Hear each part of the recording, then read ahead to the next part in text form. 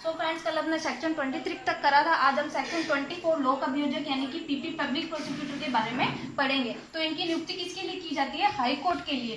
कैसे करेंगे? केंद्र सरकार और राज्य सरकार उसी उच्च न्यायालय के जो उस हाई कोर्ट से परामर्श के पश्चात क्या करते हैं? लोक अभियोजक की नियुक्ति करते हैं। ठीक है फ्रेंड्स, तो हाई कोर्ट में लोक अभियोजक की नियुक्ति किस किस चीज के लिए की जाएगी? कोई भी अपील या अन्य कार्रवाई के संचालन के लिए, यानी कि किसी भी अपील को सुनने के लिए या फिर वहां पे जो भी कार्रवाई चल रही है उनके संचालन के लिए किनकी नियुक्ति की जाएगी?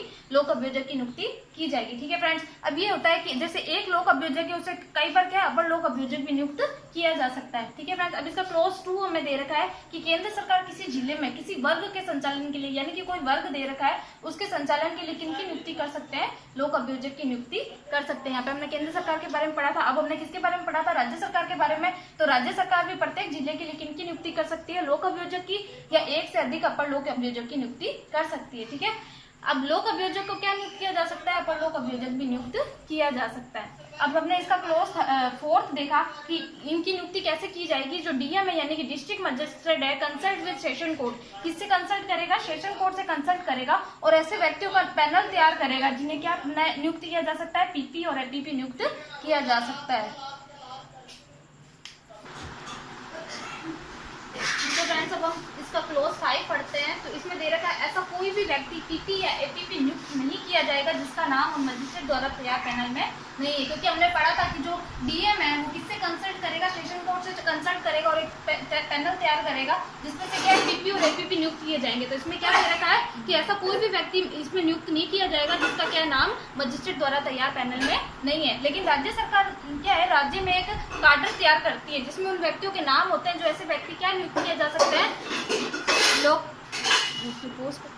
व्यक्तियों में से कोई व्यक्ति क्या है? लोक अभियोजक या अपर लोक अभियोजक नियुक्त किया जाएगा। इसके स्पष्टीकरण में हमें दे रखा है कि काडर में कोई व्यक्ति जो नियुक्ति के लिए उपलब्ध नहीं है, मान लीजिए कि राज्य के अंदर एक काडर है जिसमें कोई व्यक्ति क्या है? नियुक्ति के लिए उपलब्ध नहीं है, तो डीएम द्वारा जो पैनल तैयार किया गया था डिस्ट्रिक्ट मजिस्ट्रेट द्वारा, उनमें से क्या है? पीपी और एपीपी की नियुक्ति की जाएगी यहाँ पर। ठीक है फ्रेंड्स, अब इसमें इसके क्लोज ए में दे रखा है कि काडर की डेफिनेशन क्या है। तो ऐसा काडर जिसमें क्या है? लोक अभियोजक की पदोन्नति का प्रावधान होता है, यानी कि एक ऐसा काडर तैयार किया जाता है जिसमें लोक अभियोजक की पदोन्नति के बारे में प्रावधान दिया गया होता है। ठीक है फ्रेंड्स, तो इनमें जो अधिकारी होते हैं वो किसी भी नाम से जाने जा सकते हैं, चाहे तो पीपी या एपीपी के रूप में निष्पादन के लिए वो नियुक्त। ठीक है फ्रेंड्स, अब हम इसका क्लोज 7 पढ़ेंगे जिसमें हमें दे रखा है कि उपधारा 1, 2, 3, 6 क्या पढ़ा था हमने? उपधारा 1 के अंदर की लोक अभियोजक किसके द्वारा नियुक्त किए जाएंगे? 2 में केंद्र सरकार में कौन से किन कार्यों के लिए होंगे और राज्य सरकार में किन कार्यों के लिए होंगे। ठीक है फ्रेंड्स, तो पीपी या एपीपी जो भी है इसके अंदर जो नियुक्त किए जाएंगे उनको कम से कम कितने साल का एक्सपीरियंस होना चाहिए? कम से कम 7 साल का एक्सपीरियंस होना चाहिए प्रैक्टिस करने के लिए। प्रैक्टिस जिसमें एडवोकेसी में उन्होंने क्या करी हुई हो? प्रैक्टिस कर रखी हो। उन्हें क्या नियुक्त किया जाएगा? यहाँ पे लोक अभियोजक नियुक्त किया जाएगा।